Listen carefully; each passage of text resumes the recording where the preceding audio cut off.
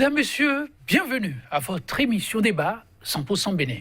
2 blocs, pas plus, pour accompagner Patrice Talon, le chef d'État béninois, dans ses ambitions politiques. Plus qu'un souhait, c'est la ligne de conduite toute tracée et à laquelle sont appelés à souscrire tous les partis et mouvements politiques se réclamant de la mouvance présidentielle. Si tôt, la mayonnaise semble avoir pris, la machine elle-même se révélera, chemin faisant, mal huilée. L'UDBN annoncera les couleurs. La formation du député Claudine Prudencio déclare contre toute attente vouloir se présenter aux élections législatives toute seule. De 2 blocs, les blocs pro-régimistes, comme on les appelle, passent à 3. À eux, emboîtera par la suite les pas l'AND du deuxième questeur de l'Assemblée nationale, Valentin Aditi Houlé. Fin de la CI, était-on tenté de conclure. Mais depuis ce week-end, c'est le PRD du président de l'Assemblée nationale, Adrien Ombedi, qui fera passer la barre des blocs à 5. Le Parti du Renouveau démocratique ira à son tour à la conquête des sièges de l'Assemblée nationale pour le compte de la 8e législature seul, plus avec le bloc républicain. Et pourtant, le mariage paraissait si bien scellé. Réforme du système partisan et constitution de bloc pour la mouvance, le régime Talon, prise au piège. Mesdames, Messieurs, tel est le thème au menu de votre émission débat du jour. Pour l'instant, analyse 2 invités que vous avez eu l'occasion déjà de rencontrer sur d'autres thèmes. Et cette fois-ci, ils voudraient nous apporter leur regard d'analyste sur ce qui apparaît pour certains comme un clash prévisible et pour d'autres, bien parable. Zéphirin Aouga est l'un de nos invités du jour. Acteur du secteur privé avéré, il est par ailleurs analyste. Et c'est à ce titre qu'il est sur ce plateau aujourd'hui. Zéphirin Aouga, bonjour. Bonjour, monsieur Tanguy, et merci pour l'invitation. Je salue tous les téléspectateurs de CK TV. Et vous répondre, et c'est nous de vous remercier pour la disponibilité. En face de vous, je le disais, un plateau précédemment constitué pour autre thématique. C'est Laurent Delors-Faton, d'autres en communication, il est acteur politique. Et c'est le regard de l'analyste que nous aurons durant ces 45 minutes. Laurent Delors-Faton, bonjour. Bonjour, monsieur Joël, bonjour, chers téléspectateurs. Merci aussi pour la disponibilité de 2 blocs politiques pour accompagner la vision du président Patrice Talon. On en compte désormais 5. Outre l'UDBN et l'AND, le PRD s'inscrit désormais sur la liste des non-alliés. Zéphirin Aouga, le parti arc-en-ciel, ira seul aux législatives, plus dans un grand ensemble. Cela n'étonne pas. Moi, j'avais eu l'occasion, grâce à votre invitation, il y a 3 mois, 4 mois, et on avait un peu abordé la question au moment où les blocs naissaient, où l'effervescence autour des blocs avait démarré. Et j'étais le jour-là avec... à la place de M. Faton, c'était M. Amouchou Constantin. Tout à fait. Et je disais que l'idéal, puisque le contexte qui obligeait au bloc, c'était quoi? C'est la nouvelle charte des partis, plus le nouveau code électoral. Mais dans la charte des partis, il n'y a pas question de bloc. Il y a on voudrait que désormais, que chaque parti puisse avoir une représentativité nationale et que les partis tels qu'ils se constituaient avant, on pouvait s'asseoir, nous 3 ici, on pouvait comme nous sommes des amis, on peut se retrouver quelque part et créer notre parti. Les gens ont voulu que ce soit un peu différent, que dans chaque commune, qu'on puisse avoir au moins 15 membres fondateurs et que ce soit ainsi dans tous les 77 communes, on aura 1155 membres fondateurs pour chaque parti. Moi, je crois qu'à ce niveau, déjà, c'est suffisant, à mon avis. On pourrait imposer cela et expérimenter, obliger les gens. Et on a dit qu'il faut respecter cela pour pouvoir avoir le financement des partis. Mais quand on a dit ça, c'est déjà une contrainte suffisante selon moi. Mais qu'on trouve le moyen de vouloir imposer une autre forme de stratégie, puisque la constitution des blocs rentre, selon moi, dans une forme de stratégie que je n'ai pas trouvé très... une stratégie à l'égard de laquelle, moi, j'avais beaucoup de doutes, puisque je me suis dit, il faut tenir compte des acteurs. Il faut tenir compte du Béninois. Nous sommes Béninois, nous avons toujours fait la politique dans ce pays et on sait comment ça se fait. Même si on veut nous amener à atteindre un certain idéal, il faut savoir aller pas à pas. Et j'avais dit aussi le jour-là, puisque mon vis-à-vis était de l'opposition et faisait comprendre que non, les députés ont fait... J'ai dit non, les députés ont peut-être... ce qu'ils ont fait, cela va les rattraper d'ici là, parce qu'il y aura beaucoup de problèmes pour... Vous pensez que ce qui se passe, ce n'est que la conséquence des actions un peu trop précipitées, où ils sont en train de se faire déjà rattraper par les pions? Oui, ils se rattrapent déjà et ce n'est pas fini. Ils vont se rattraper encore, ils seront rattrapés encore d'ici là, malgré toute la bonne foi. Et j'avais essayé de montrer que entre l'idéal et la réalité, il faut savoir comment faire pour que les choses puissent se faire de manière naturelle. Vous ne pouvez pas demander aux gens, quand vous prenez le PRD, puisque c'est du PRD que nous allons parler, quand vous prenez le PRD, vous ne pouvez pas, du jour au lendemain, sous prétexte de quelques réformes que ce soit, mettre une camisole de force à un parti du genre, dans un contexte béninois, où les gens seront obligés de se fondre carrément, de disparaître. Ce serait compliqué et ce n'est pas réaliste. Moi, j'aurais opté pour...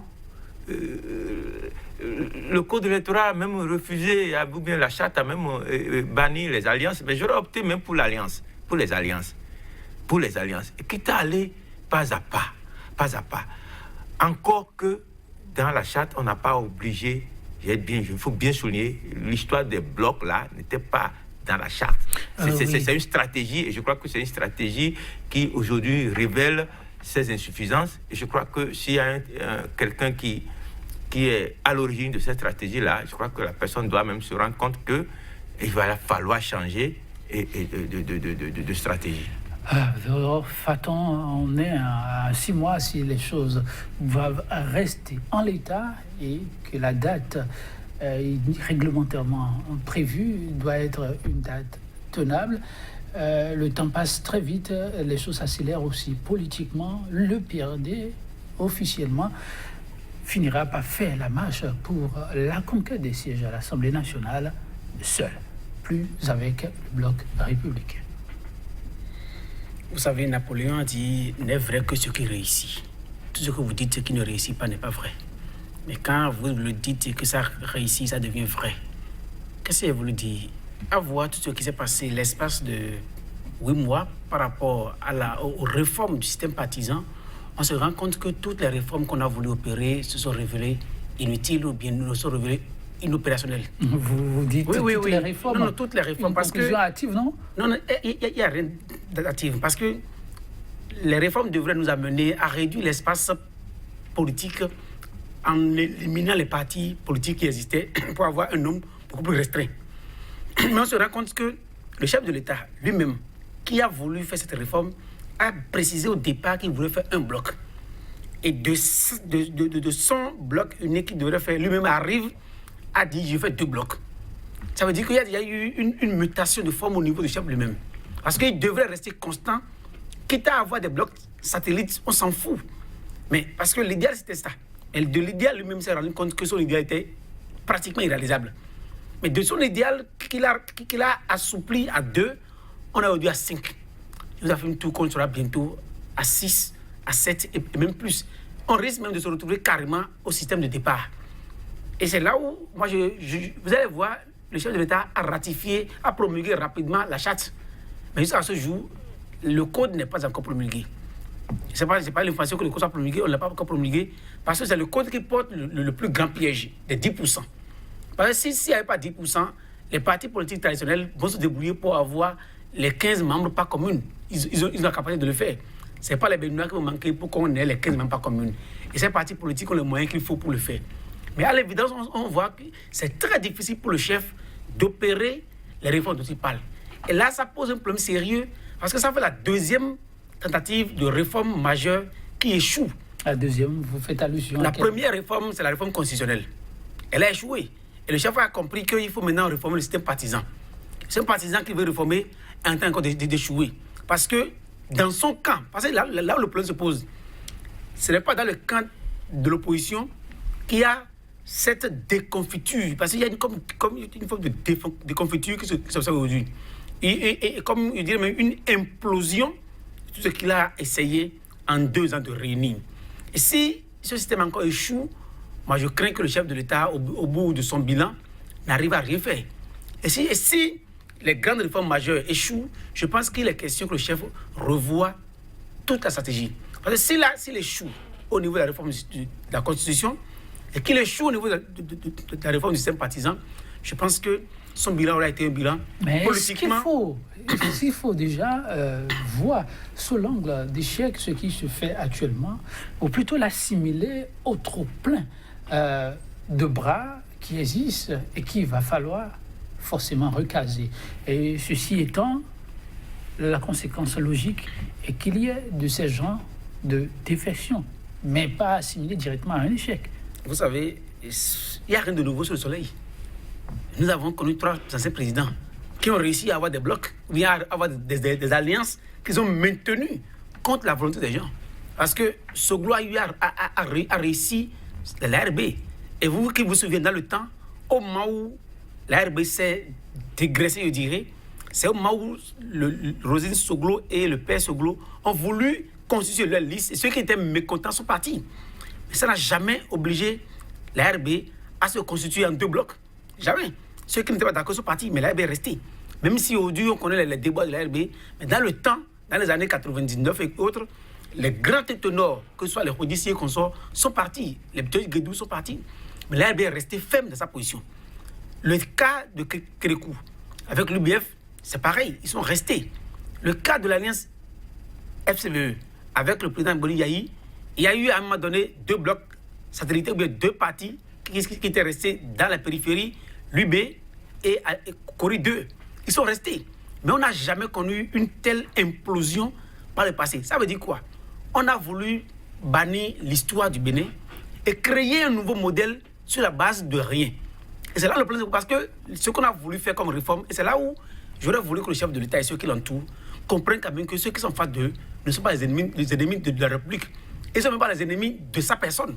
On est seulement contre une manière de faire, une manière qui porte à croire que le Bénin n'a jamais existé et que c'est eux qui vont inventer le Bénin et que c'est lui qui a la connaissance infuse et que personne ne peut réfléchir autrement que dans le pays. Et quand on voit que ces réflexions, les plus grandes réflexions qui sont menées depuis 2 ans et demi ou 3 ans pratiquement, échouent, il est question qu'ils se remettent en cause, ils disent où est-ce qu'on va. Parce que si ils ratent le côté au niveau politique, ça je suis sûr, ils le rateront au niveau social et au niveau économique. Parce que la politique est le bras armé de tout dans un système démocratique et autre. Et aujourd'hui, on ne peut pas parler d'autre chose. C'est un échec. Parce que l'échec est tellement visible. Si au moins c'était l'UDBN qui était resté, on dirait quand même que c'est un bloc périphérique qui est resté. Mais de l'UDBN, si le PD quitte aujourd'hui, une chose est certaine. Parce que je ne sais pas si vous le savez bien, vous allez voir que c'est la dynamique unitaire qui a des problèmes. Et la dynamique, le bloc progressiste, semble être un bloc homogène, oui, et qui grossit davantage et qui se consolide, on peut dire. Tenez-vous tranquille. Rien ne dit que dans ce bloc aussi, il n'y aurait pas bientôt des clashs. Parce que qu'est-ce qui amène les gens à douter? C'est parce que chacun veut se faire élire député. Et chacun se dit qu'il n'a pas l'espace qu'il faut dans le bloc qu'il est. Certainement que ce même problème risque de se poser davantage au niveau du bloc progressiste. Et le chef de l'État n'aura qu'à remettre en cause. Parce qu'aujourd'hui, c'est un désaveu. Le chef de l'État doit se sentir meurtri. Parce qu'il a promis. Et il y a tout mis. Et ça se détruit. Si dans le camp progressiste, on commence par avoir des fissures, je crains que le chef de l'État...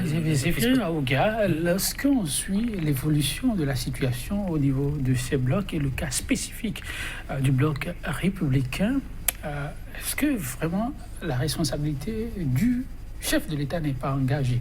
On a vu dire qu'il y a eu une rencontre, le PRD a posé un certain nombre de conditions, le chef était présent, à croire que si le chef a pris ses responsabilités, on pourrait encore sauver les meubles. Le PRD a posé des conditions, entre autres son logo qui doit être maintenu.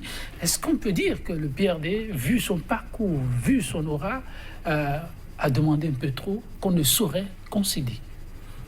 Non, le PRD ne demande pas trop, selon moi. Mais moi, je ne vois même pas encore un échec au-delà. Non, ça, c'est le regard de Fatou. Oui, mais sur les faits, est-ce qu'on ne pouvait pas sauvegarder encore les meubles dans le cas, parler du départ du PRD sur ces données? On peut tout sauvegarder. Comme j'ai dit, moi, il n'y a pas d'échec dès lors que la charte des partis est maintenue. Le code électoral est toujours en vigueur. Ça a été voté. Donc, il n'y a pas un nouveau code, donc c'est le code. Donc, les 10% dont vous parlez là, si on doit respecter la loi et que nous sommes dans un pays de droit, ces choses-là vont s'imposer à tout. Donc, c'est suffisant déjà. Mais la stratégie qui consiste à vouloir avoir des blocs, et combien de blocs? On était parti d'un bloc, après c'est devenu 2, après, mais il s'agit des êtres humains.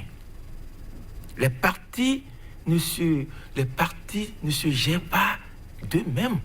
C'est des humains, vous et moi, des hommes, des êtres humains qui sont calculateurs, qui ont des sentiments, et des gens qui ont fait de ce commerce politique-là durant des années.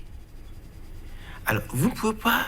Vous l'avez dit, il faut encourager le commerce politique. Bon, si je m'en tiens, au moment que vous venez de sortir. Oui, c'est qui ont fait cette activité politique durant des années. C'est ce que je voulais dire. Okay. Et même si vous venez avec une nouvelle stratégie, mais il faudrait que les gens puissent s'y retrouver. S'ils ne s'y retrouvent pas, eh bien vous pouvez tout faire.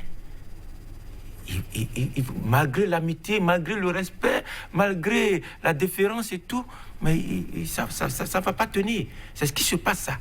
C'est ce qui se passe. Maintenant, le PRD fera tout pour se conformer à la nouvelle charte et pour se conformer au nouveau code électoral. Ainsi que l'UNDB, quand l'UNDB a dit ouvertement et clairement qu'il pourrait aller seul aux législatives, mais personne n'a trouvé rien à redire. On s'est dit, bon, ils en ont les moyens, et l'essentiel, que ça puisse respecter la charte et le code électoral. Je crois que c'est pareil pour le PRD. Alors, le PRD, parti du bloc républicain, oui. Quelles pourraient en être les conséquences? Les conséquences, c'est que les autres partis aussi ne pensez pas que ceux qui restent, puis M. Delors, Faton vient de dire quelque chose, que nous aurons d'autres blocs aussi. Et on n'aura plus de blocs. On finira par avoir des alliances. Parce que mais tout le monde ne s'appelle pas PRD. Pourquoi s'inspirer de la démarche? Ce n'est pas une question de PRD. Le PRD n'est pas un parti singulier. Mais pourquoi l'UDBN a compris très tôt qu'il ne pourra pas aller dans cet ensemble-là? La stratégie, avec tout le respect dû au chef de l'État, la stratégie de bloc n'est pas conforme à la réalité, notre réalité politique, pour le moment. Ah bon? Pour le moment. On a eu des exemples. La stratégie du bloc telle que conçue et voulue, qui est un bon idéal. Mais nous sommes sur un terrain politique où les gens ne sont pas toujours ensemble parce qu'ils s'aiment. Parce que c'est un jeu d'intérêt. Et si vous êtes dans le même bloc et que vous constituez des courants. Mais la vie politique n'est pas rectiligne. Est-ce que quelqu'un pouvait présager ce qui se passe aujourd'hui entre certains acteurs politiques depuis 2016 jusqu'à aujourd'hui là? Est-ce qu'on pouvait le présager? Donc c'est des paramètres qu'il fallait prendre en compte. Il faut prendre en compte cela. Dans cette aventure. Quand on prend une stratégie politique, il faut toujours permettre aux gens d'avoir une facilité de mouvement. Alors, conséquence immédiate, disiez-vous, d'autres pourraient être tentés de faire la même chose. Naturellement, ils auront raison. Vous voyez qui dans cette posture-là? Et ils auront raison. Moi, à ma place, si moi j'étais à la place du chef de l'État ou j'étais parmi ces politiciens-là, moi je n'accepte, je ferais comme lui, des biens.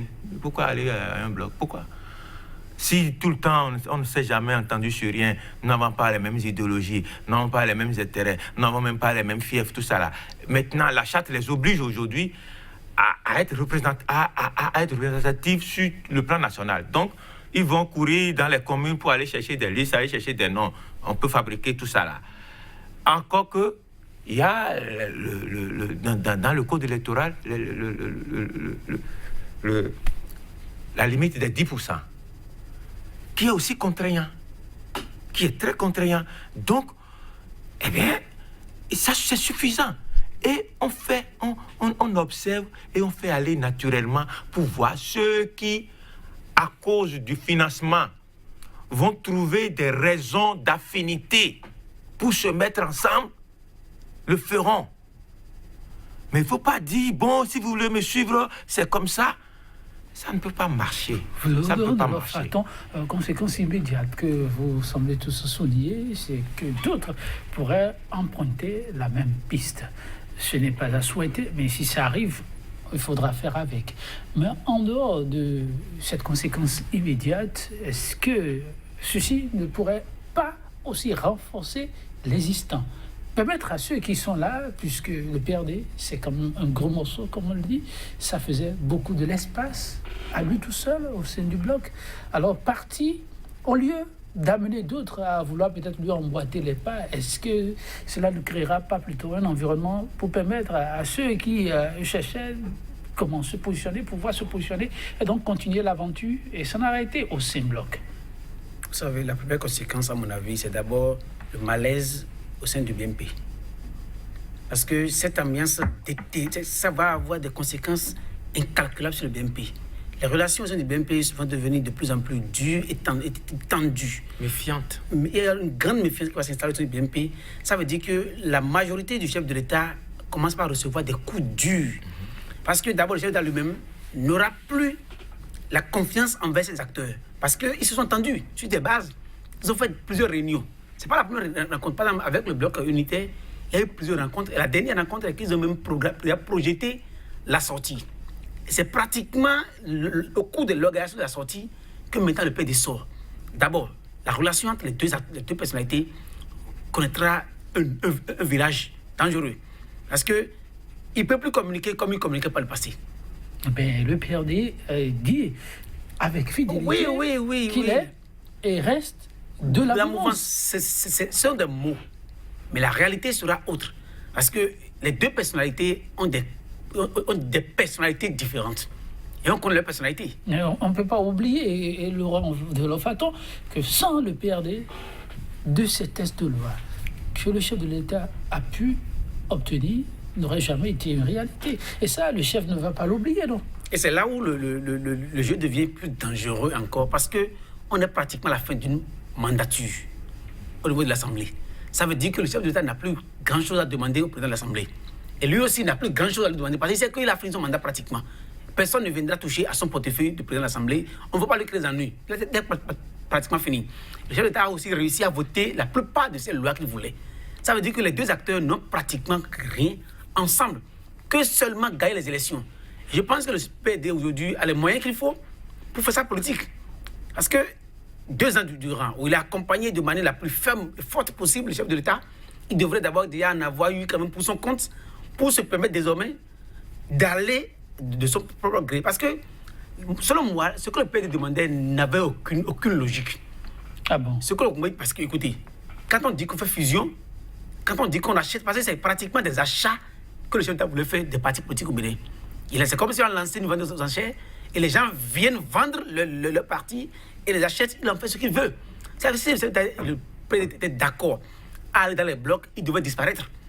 Mais vouloir aller dans le bloc et dire qu'on va rester alors qu'il n'est pas le seul acteur, parce que qu'on ne le veuille pas, ABT, même s'il avait eu 5% et que le PD avait 25% par le passé, 5% c'est beaucoup pour un acteur politique.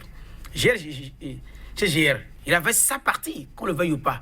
et les Gbadamassiers consorts. Et que tous les acteurs qui venaient, même s'ils venaient avec 1,1% de l'électorat, ils avaient chacun d'eux une force politique à apporter. Laurent Delon-Faton, je vous interromps pas, mais si vous avez raison avec les démonstrations que vous faites, n'est-ce pas aussi vrai que tous ensemble ou pris individuellement n'ont pas le même poids, la même valeur, et de ce point de vue, chacun vient avec sa proposition et quitte aux demandeurs de voir ce que cela vaudra pour lui et comment on fait l'aventure ensemble. Et de ce point de vue, est-ce qu'il faut condamner le PRD? Oui, le PRD a condamné toute la ligne. Il n'y avait aucune logique dans ce qu'il disait parce que vous ne pouvez pas vouloir faire avec les gens et imposer votre seule volonté. On ne fait plus la politique en ce moment. Parce qu'on n'est pas une élection présidentielle où tu es allé au second tour. Et tu es déjà pratiquement gagnant et les autres sont venus te rejoindre. En ce moment, c'est eux qui sont demandeurs. Cette fois-ci, le PRD n'est pas demandeur. Ou bien les autres, ils sont tous demandeurs. Et le PRD a fait allégeance au chef de l'État. C'est-à-dire qu'il devrait s'attendre à ce que la décision soit prise ensemble. Mais comme il savait, parce que c'est en fait ça le grand jeu, le PRD a tout eu de pouvoir en place. Et il sait qu'après le lendemain des législatives 2019, c'est une nouvelle dynamique qui commence. Le chef en a conscience. Parce que quand on finit 2019, 2020 est là, 2021 est déjà là. Alors que le mandat serait déjà, il reste 2 ans de mandat. Il n'y a plus grand chose à négocier. Et que chacun se dit, il faut commencer par préparer 2021. Et c'est la posture, parce que le PRD sait. Si jamais il disparaissait entièrement, il n'a plus aucune marge de manœuvre. C'est ce que disait tout à l'heure M. Aouga. Les gens ont fait de leur parti politique un fonds de commerce. Et ça leur permet d'exister. Mais disparaître entièrement, ça ne peut pas se faire. Je ne sais pas si vous avez écouté le discours du chef de Rongodi à Vrancourt. Il était clair. Effectivement, on l'a su, Il disait une chose et son contraire. On veut faire bloc avec les autres, mais le PRD restera. Et le PRD ne disparaîtra jamais. Et que ce qui se passe aujourd'hui, la conséquence la plus grande, c'est que c'est la détérioration complètement de l'ambiance au sein du bloc BNP. Parce qu'on le sait, ils étaient là, juste pas d'intérêt, ils ne s'aimaient pas. Il n'y avait rien qui les retenait que les intérêts autour du pouvoir du chef de l'État. Maintenant que ces ambiances ont commencé, parce que, je ne sais pas si vous êtes journaliste quand même, vous savez que depuis que l'UDBN a parlé, a de sa position, la collaboration avec les autres blocs de la mouvance a commencé à être difficile. Ce sera pareil pour le PRD. Et nous savons quand même que le président, le questeur, Aditi Roudé, depuis sa déclaration lors du vote du budget de l'Assemblée, on a senti qu'il a quand même levé le ton à un moment donné. Ça a montré que depuis ce temps, il y avait déjà des malaises. C'est-à-dire qu'aujourd'hui, c'est une situation conflictuelle qui va se créer au sein de la mouvance. Le président de la République aura de plus en plus de difficultés à s'entretenir avec les autres acteurs parce que il n'était pas à la séance, mais il y a eu le compte rendu sur les réseaux sociaux où il a dit qu'il n'est pas prêt à accompagner les blocs satellitaires qui naissent désormais. C'est-à-dire que s'ils ne les accompagnent pas, ils pourront peut-être dire qu'ils sont dans la mouvance, mais attendez-vous au jour à venir. Il se peut qu'avant même les élections législatives, que ceux qui sont aujourd'hui dans le BNP se décident et se déclarent officiellement de l'opposition. Parce que personne ne le soutiendra s'il ne finance pas sa campagne. Parce que tout est là. Je ne vois pas le chef d'État financer 5 listes ou 6 listes. Il a quelles ressources pour financer 5 listes pour les élections législatives? Alors, attention, est-ce que c'est Ferrer, Aouga, vous avez suivi Faton dans ses démonstrations, mais est-ce que sur sa conclusion, il ne se trompe pas un peu? C'est quand même le numéro 1, financièrement parlant, Patrice Talon. Ça, en référant au dernier sondage publié par Forbes, vous avez trouvé. Alors, l'homme économiquement, financièrement déjà à l'aise, aujourd'hui tenant les gouvernails de la nation, est-ce que si la volonté y est, accompagner ceux qui disent toujours être de son côté, mais ne pas être pour la dynamique d'ensemble, ça devrait poser un problème à Patrice Talon si la vision est effectivement d'aller très loin dans l'aventure qui est la sienne et aider à révéler le Bénin. Parce que les chantiers sont énormes et en 2 ans, beaucoup de choses sont faisables. Mais se mettre à dos beaucoup de gens, ça va être plus compliqué. Parce que le schéma que montre Faton, avec ce schéma, c'est l'opposition qui risque de se voir grossie. Et ça n'arrange personne en termes de construction, en termes d'innovation, en termes de défis de développement. Donc, je ne pense pas si l'opposition se verra grossie. Voilà. Mais financièrement, le chef de l'État aura les moyens d'aider les blocs. Mais moi, je reviens toujours, L'erreur du chef de l'État, c'est de vouloir des blocs. Puisque le BMP s'est constitué, mais ce n'était pas Alors, des blocs. quand le chef continue à dire qu'il ne veut pas de bloc satellitaire, il faut alors lui conseiller de faire des concessions dans ce sens. Il doit faire des concessions. Lui-même, est-ce qu'il a un parti? Le chef de l'État n'a pas de parti. C'est pour en arriver peut-être là. Il n'a pas de... Même s'il veut en arriver là, mais il faut qu'il crée un parti. Mais il ne crée pas un parti. Alors, il voudrait que les partis qui existent... Lui, quand il était arrivé au pouvoir, est-ce qu'il avait un parti?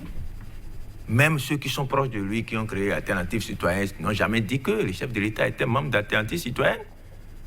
Alors, mais pourquoi est-ce qu'aujourd'hui, il est là et il doit s'occuper de sa politique, du développement de son PAG et tout? Alors, si les gens trouvent un intérêt à l'accompagner, ils l'accompagnent. C'est ce qu'ils font déjà dans le BMP. C'est suffisant. C'est suffisant. Mais quand sur un terrain sur lequel vous n'étiez pas du tout avant, ou bien vous étiez en tant qu'homme d'affaires et puis dans les coulisses et tout, que vous venez maintenant et vous imposez aux gens, déjà que c'est déjà une prouesse, une grande prouesse d'obtenir la charte des partis. Vous le conseillez de s'en tenir à cela. De s'en tenir. Et puis le nouveau code, c'est déjà une prouesse, c'est déjà une grande contrainte pour les partis quand on parle on fait allusion au financement des partis. C'est déjà suffisant. Il faut amener les gens tout doucement, de manière naturelle, à avoir l'intelligence de se dire par eux-mêmes qu'il nous faut rester ensemble pour l'intérêt général. Mais si vous n'allez pas avec tact de cette manière-là, et que les gens ont l'impression qu'on leur impose quelque chose, et ils ont la crainte qu'ils ont aujourd'hui, ils ne savent pas ce que réserve demain. Alors, vous m'amenez quelque part, je ne vois pas visiblement là où nous allons, et vous allez m'empêcher de retourner chez moi. C'est ce qui se passe, naturellement, c'est ce qui se passe. Alors, qui aujourd'hui peut savoir l'histoire de bloc, tout ça là, ça va conduire où? Difficile de le dire. Qui dans ce pays peut le savoir? Moi, j'avais mis ça dans le cadre, dans le plateau de l'idéal, pour dire c'est une bonne chose de rester ensemble pour travailler. Mais nous tous dans ce pays, nous savons qu'en matière politique, rester ensemble pour travailler n'a jamais été la chose la plus facile. Même des parents, des frères, même père, même mère, comme nous avons l'habitude de dire couramment chez nous ici, n'arrivent pas à s'entendre sur le plan politique. Alors, lorsque vous avez une vision, un idéal comme ça, de réunir les gens et tout, ce n'est pas sur...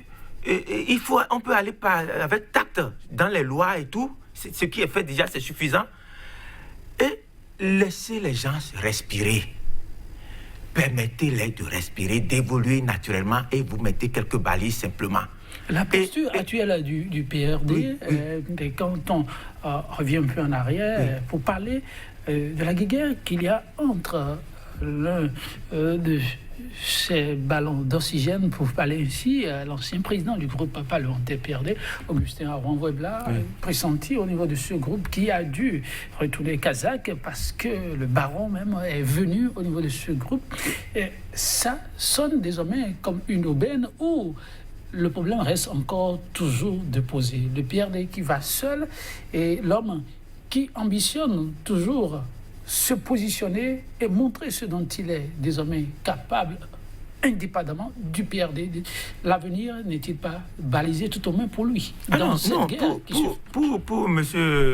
Arouan-Ouebla, je crois que sa posture aujourd'hui, il doit avoir un boulevard devant lui, parce que de toutes les manières, ceux qui veulent aller dans les blocs maintenant ont des difficultés, mais je crois que M. Arouan-Ouebla a toute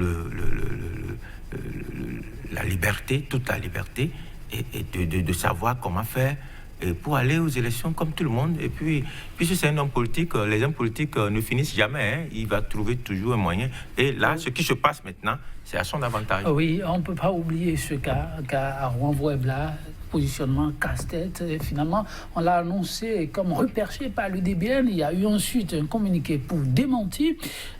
Augustin Arouan-Ouebla finalement tirera ses ficelles. Comment? Eh bien, le PRD qui annonce définitivement son départ du bloc. Vous savez, comme à Renvoie Blanc et beaucoup d'autres, ils n'auront pas dormi jusqu'après janvier. Parce que nulle part n'est bon pour eux. Quand vous prenez le cas d'Renvoie Blanc, c'est l'un des cas les plus emblématiques aujourd'hui. Et ils sont nombreux dans le cas. Parce que comme ce cas, je le connais particulièrement, parce que dans ma circonscription électorale, je connais bien le cas. Il est allé se réfugier au sein du bloc progressiste. Mais là-bas, il a un problème sérieux avec le député Justin Aboudjati. Et les deux se disputent la tête au niveau du bloc progressiste. Et ce qui est sûr, ils ne pourront pas sortir deux députés dans la circoncision. Mais justement, non, maintenant, avec le schéma que présente ça veut le dire PRD. que ce que dit tantôt se réalise. Si aujourd'hui le PRD quitte, d'aucuns trouveront de l'espace au sein du bloc républicain. Ça veut dire que les crashs vont aussi avoir lieu tout à l'heure dans le bloc progressiste. Mais s'ils quittent là pour venir dans l'autre camp, il y aura des problèmes toujours.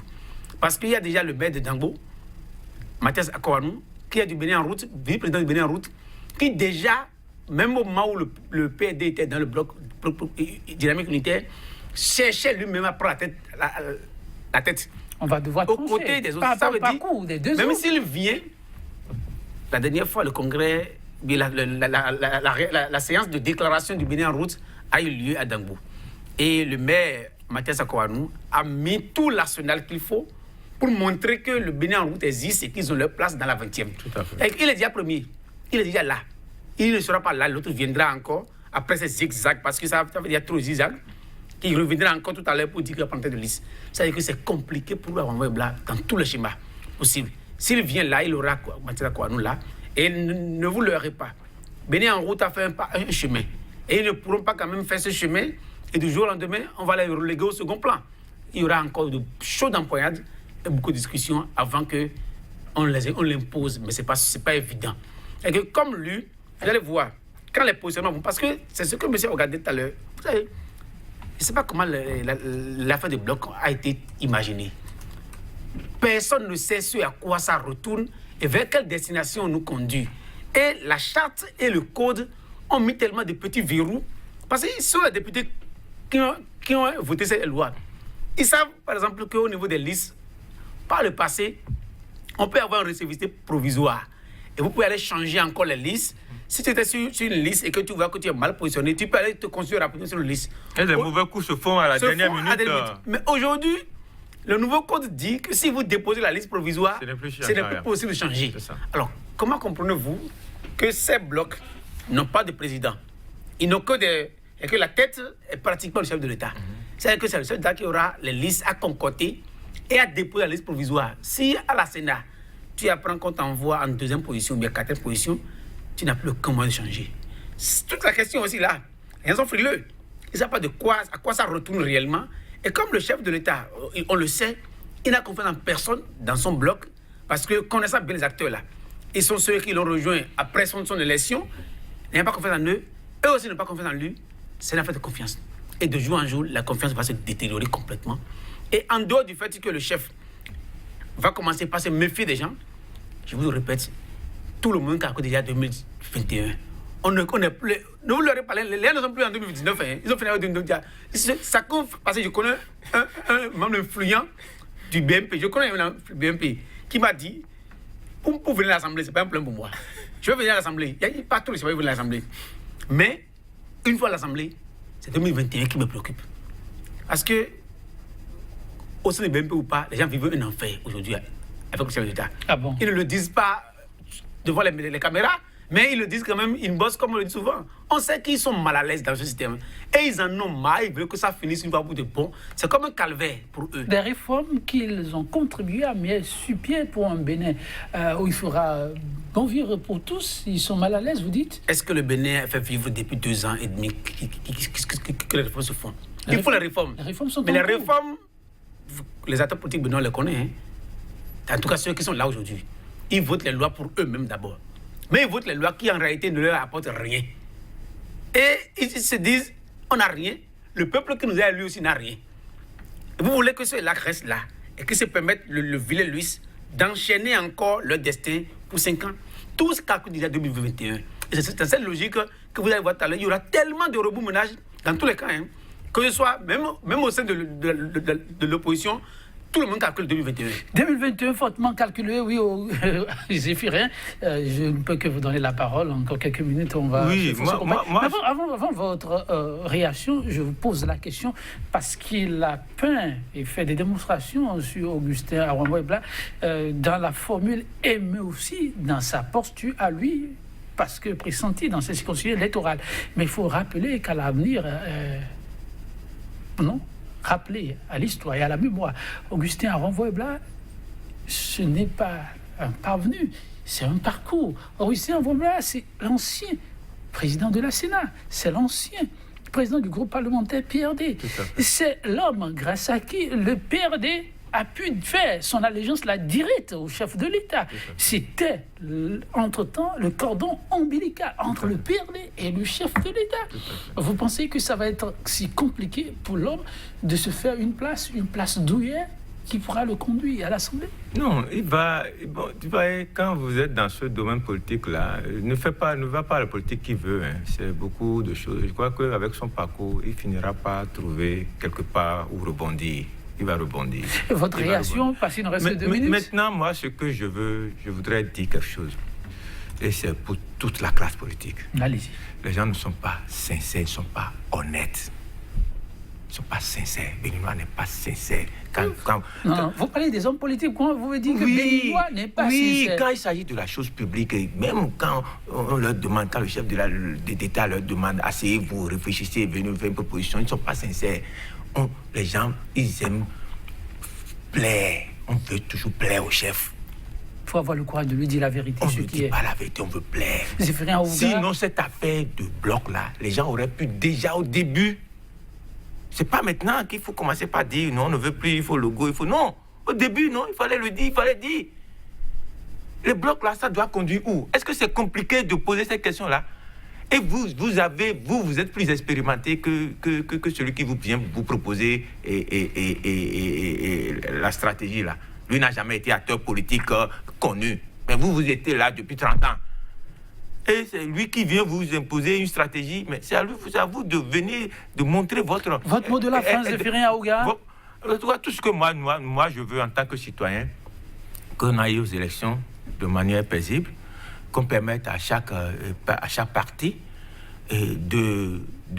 qui remplit les conditions de la charte et qui se voit en mesure de remplir aussi les conditions du code électoral, d'aller simplement aux élections comme nous en avons l'habitude et dans la paix et la quiétude. Merci beaucoup. Oui, Faton Delorme, votre mot de la fin.